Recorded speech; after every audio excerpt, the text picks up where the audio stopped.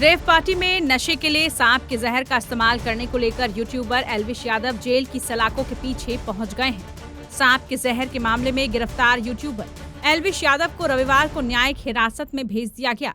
रविवार की रात एल्विश यादव की जेल में पहली रात थी और रात भर वो बेचैन दिखा।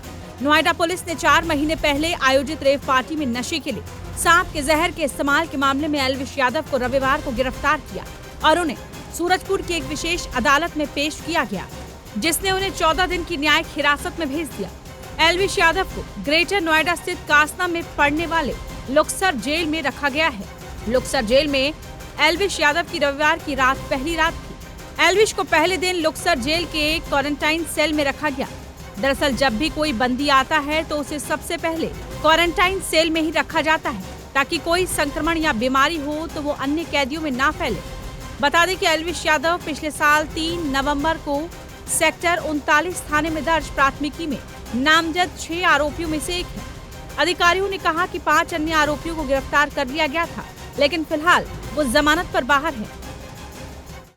हमारे साथ डीसीपी नोएडा विद्यासागर मिश्र जी हैं। सर, अभी एल्विश यादव को गिरफ्तार किया गया है। एल्विश के ऊपर क्या आरोप थे, किन सेक्शन के तहत गिरफ्तारी की गई है? ये देखिए, वाइल्ड लाइफ प्रोटेक्शन एक्ट और आईपीसी के अंतर्गत अभियोग पंजीकृत था और स्नेक वेनम के संबंध में प्रयोगशाला की रिपोर्ट प्राप्त हुई है। विस्तृत विवेचना के क्रम में आरोप प्रमाणित होने के साथ साथ गिरफ्तारी की गई है और गिरफ्तार करके माननीय न्यायालय के समक्ष प्रस्तुत किया जा रहा है। सर, आरोप क्या थे एल्विश के ऊपर? क्या बोला गया था? ये मेमन जो सप्लाई करते हैं या जो लोग गिरफ्तार हुए थे उनके साथ कोई संबंध था? किस तरीके के आरोप थे उसके ऊपर? देखिए, विवेचना का विषय है और इस संबंध में माननीय न्यायालय में साक्ष्य प्रस्तुत किए जा रहे हैं। सर, न्यायालय के अंदर आप लोग कस्टडी मांग रहे हैं या आज वो जुडिशियल कस्टडी में जाएंगे? पुलिस रिमांड मिलेगी आज हम न्यायालय के समक्ष प्रस्तुत कर रहे हैं और अपना प्रत्यावेदन प्रस्तुत किए हैं। बाकी शेष न्यायालय के आदेश के उपरांत ही कार्रवाई की जाएगी। आपकी तरफ से रिमांड मांगी गई है? जी, हमारी तरफ से मांगी गई है। सर, आगे किस तरीके से इसमें जांच आगे बढ़ेगी? अगर एल्विश को आज रिमांड पे लेते हैं तो उसको उन जगहों पे लेके जाया जाएगा जहां पे पहले राहुल या उसके साथी जो गिरफ्तार हुए थे उनको लेके गए थे? आज हमारे द्वारा न्यायालय के समक्ष प्रस्तुत किया गया है। माननीय न्यायालय का जो आदेश होगा, न्यायालय के आदेश के क्रम में हमारे द्वारा कार्रवाई की जाएगी। सर, फिर भी अगर आपको रिमांड मिलती है तो उसके बाद कैसे कार्रवाई आगे बढ़ेगी? ये विवेचना का विषय है। विवेचना के क्रम में साक्ष्य संकलन की कार्रवाई प्रचलित रहेगी। ये आज आपने नोटिस देकर बुलाया था इनको या कहीं आए थे वहां से आपने उनको उठाया गया? किस तरीके से एल्विश आपके पास पहुंचे आज? हमारे द्वारा नोटिस दी गई थी, नोटिस के क्रम में आए थे। जेल अधिकारियों के मुताबिक 14 दिनों की न्यायिक हिरासत के अंतर्गत लुक्सर जेल में बंद एल्विश यादव को पहले दिन पूरी रात नींद नहीं आई। जेल की पहली रात वो लगातार सोते जागते रहे और उन्होंने करवटें बदलते बदलते रात बिताई।